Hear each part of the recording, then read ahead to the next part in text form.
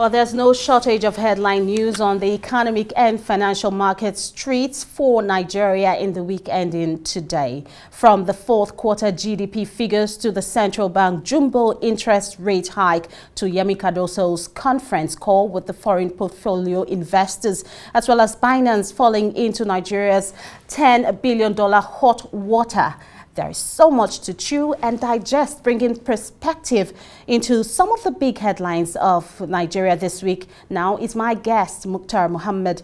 Mohammed is an economist and the CEO of Finance with Muktar, based in Lagos. Great having you on the show tonight, sir. Thank you for having me. Yeah, you're welcome. So let's start with the monetary policy decisions of Tuesday. How is the dust raised by the rate hike settling down on Broad Street? Well, it came as a shocker because, like you said, it was a jumbo jump. Maybe because of the past 8 months, we've not had the MPC meeting, so the MPC needed to accumulate everything they would have done in 8 months in one month. But then the market took a shock, especially the equity market, the financials market.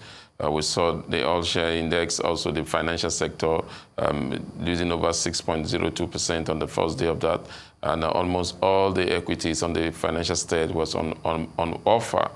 But we saw a gradual recovery yesterday, and we're seeing that continue today. So that's how the market have settled on Broad Street. With that. But again, you have to look at the larger Broad Street now. The ordinary Nigerians, that means the cost of doing business have gone high. Cost of goods and services also are going to go high because cost of funding is going high because of the hiking interest rate. Inflation is taking more bite because some of the products will have to go up also.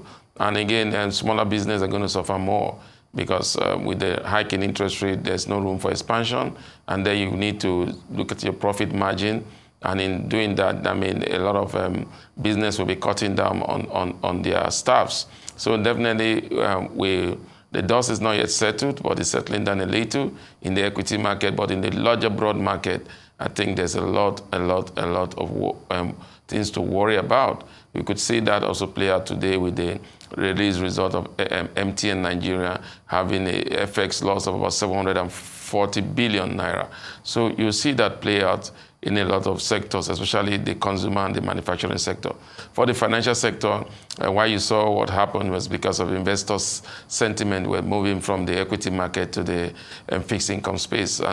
But today the investors are beginning to come back, and maybe they're looking at the results of this, most especially the tier 1 banks. Hopefully, any moment from now, those results will start coming in, and that could be a positive to the market.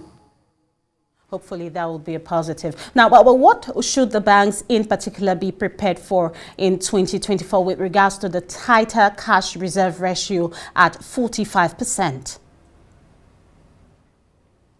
I don't think there's any cause for them to worry because the bank was already awash with a lot of liquidity. I mean, it's the CBN that need to worry about reducing liquidity in the system because it's the CBN that actually looks like bringing more liquidity to the system, because if you look at the cash reserve ratio have been moved from 35 to 45, yes, that should be a problem, but don't forget that the same CBN have given instructions to banks that they have to reduce their FX holding, and so they have to move it to the foreign exchange autonomous market, and I'm moving into that market. Those FX are finding themselves in becoming Naira in terms of liquidity, so they will find themselves back in the vaults, and so most of those FX that were in FX are now in Naira. Those are some of those FX that will be liquidated into the liquidity space in the bank. So I don't think there will be so much for the banks to worry about. There seems to be a lot of liquidity for them, especially with the $5 billion that the CBN said they must bring to the foreign autonomous market. So they are washed with a lot of liquidity. I don't think it will be a challenge for them. All right, let's just move ahead. Meanwhile, before I go ahead, there is this breaking news that CBN has released a list of revoked licenses of about 4,173 Bureau de Change, that's BDCs. I'm sure there'll be more details on that in a subsequent bulletin. But then, what would the CBN rapid Naira liquidity mop-up mean for businesses in the country at the moment?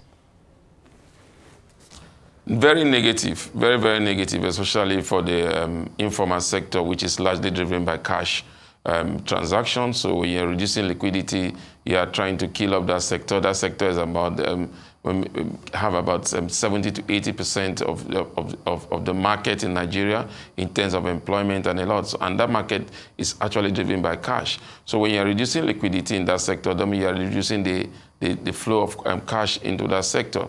You saw that happen during the redenomination of the Naira that the former CBN took about, and that sector have not recovered from that, and now the CBN are coming up with this drying up most of this liquidity. So it's going to be a challenge for the informal sector, which is the key driver of the Nigerian economy. So we won't be surprised if you start seeing the numbers from that space. Now, that is not just the only problem when you see from that space also. You are beginning to see where a lot of businesses also may begin to look at other ways of doing business, and they could not be good for that informal sector, because there is a sector that is trying to recover from the initial issues that they have with the redenomination of the Naira.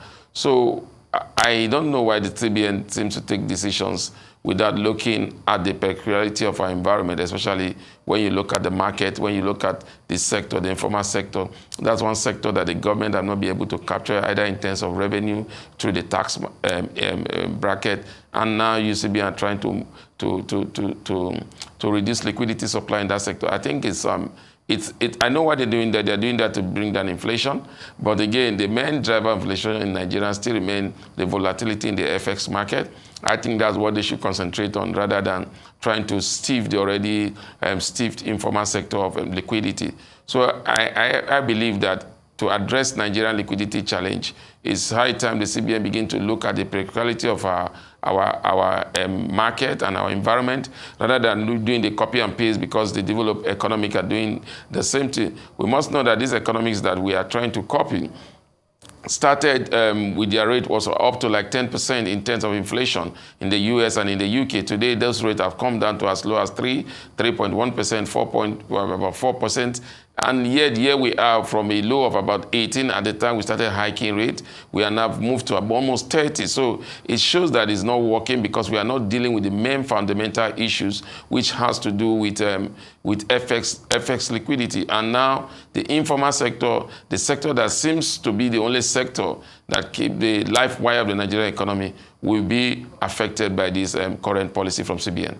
All right, so let's take a look at what the CBN chief also spoke. He spoke with foreign portfolio investors on Thursday. What do you make of that engagement? Well, I think one thing I've seen about the CBN, like people have called them the Circular Bank of Nigeria. You come up with one circular today, you come up with another circular tomorrow, and then you seems to be, it's just like they press the panic button. They come up with a circular, they make a pronouncement before they begin to think, oh, how are we going to effect this?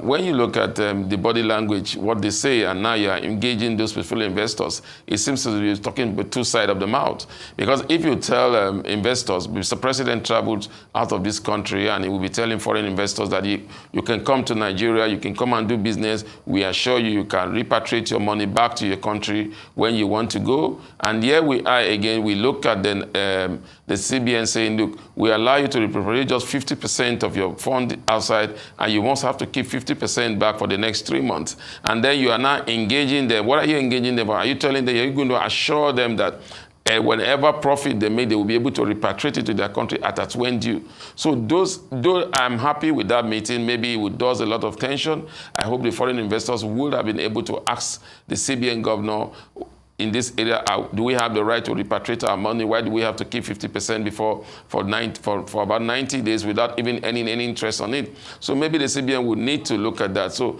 I am just advising that we must have a clear-cut strategy before making pronouncement, not making pronouncement that you begin to ask yourself, how do we go about this? For me, that's my take, but it's good that it's engaging foreign portfolio investors. I think the hike in rates and everything is all about attracting portfolio investors. We have seen that in the fixed income space. It has gone to about 23% as of today. So that could drive in foreign portfolio investors. But in the longer term, if you do not stabilize your currency to particular fixed rate, no foreign investors will want to come into your economy. So they still have a monster to deal with. The inflation is there, which we could call a domestic issue, and the exchange rate volatility, which is becoming an external issue because you need to attract foreign investors. I think they should do more on stabilizing the exchange rate. If they do that, they don't need to have any meeting with any foreign investors. Nigeria is still a toast for most investors to come in. Once the rate is stabilized, you see them treating it in their thousands.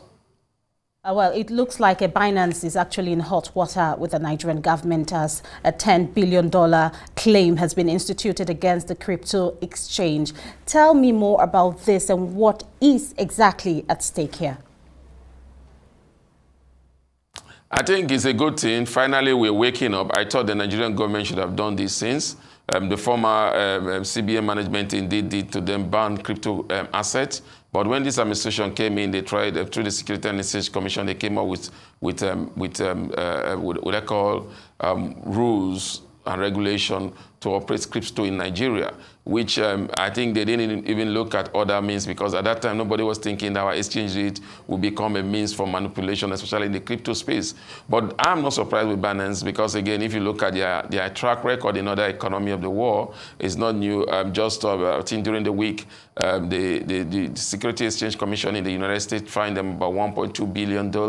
They have accepted that fine. Canada have also taken them off their own space, and even China or even the UK. So I think it's something they are used to, because now it seems to infringe every market rules and regulations. So it's a good thing that Nigeria is taking the bull by the horn by sanctioning them. But again, we want to see how far this can go, because we've seen a lot of pronouncement. The fact that the pronouncement is not coming from the Security and Exchange Commission, the pronouncement is not coming from the Central Bank of Nigeria, the pronouncement is coming from a special advisor to the president. I don't think that's the right way to do, because every investors want to come to your market, you have to have the rule of law must be in place, because there is no way anywhere in the world whereby the special advisor of the president will be to want to announce a fine on a particular financial instrument, especially the crypto asset. If you look at the US, you look at Canada, you look at the UK, you look at all these places that Binance has issue with,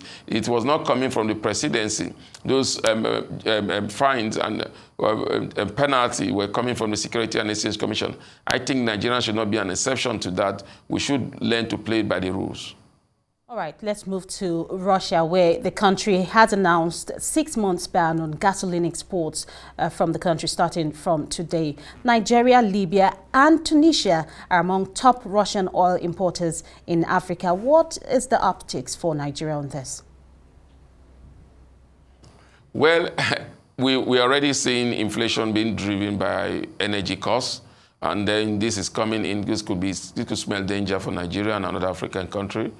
Ordinarily, it should be an opportunity for Nigeria, especially to service most of these African countries and also maybe some European countries, if we have really been able to enhance our own natural gas, because it will be made to know I think we're the third largest deposit of gas in the world, but we've not been able to do anything in that space outside of the LNG, and even the LNG is just domestic gas. It's even becoming an issue. They said that they won't be exporting domestic gas. Exporting gas to the foreign land because they want to meet domestic demands.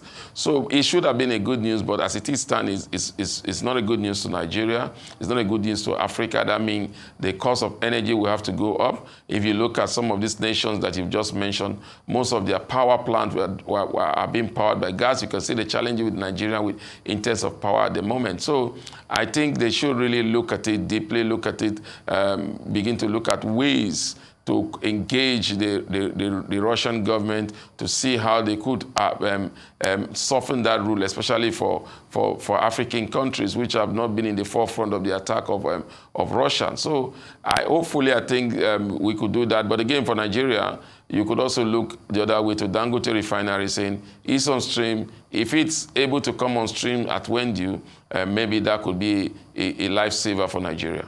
Well, we have gathered in Abuja at the moment some stakeholders in the oil and gas sector for the Nigeria International Energy Summit, and they're discussing ways to, fill up this deficit, especially attracting financing for the sector. But let's just briefly take a look at Nigeria's first quarter economic growth outlook. What is your take on this regarding when the quarter ends in 30 days' time, considering inflation at near 30%, high exchange rate, and the latest interest rate squeeze?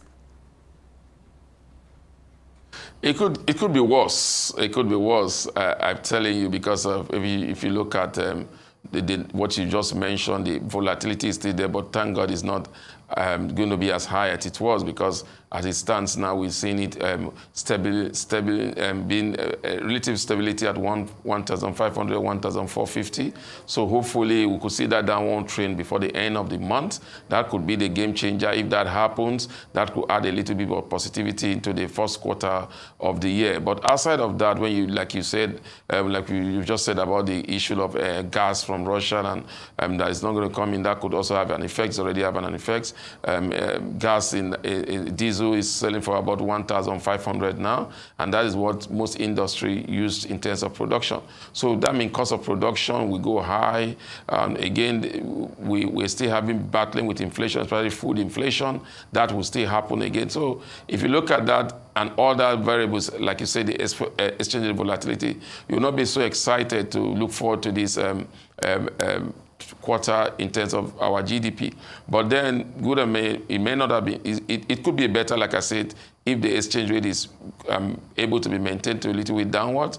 But outside of that, I think all other variables will still remain with the type of challenges that we'll be facing in the near time. I think so, but in the future, hopefully some of this will become a thing of the past. Thank you so much for your time and very rich perspectives on Nigeria's economic, business and markets week. Muktar Mohammed, an economist in Lagos. We wish you a great weekend.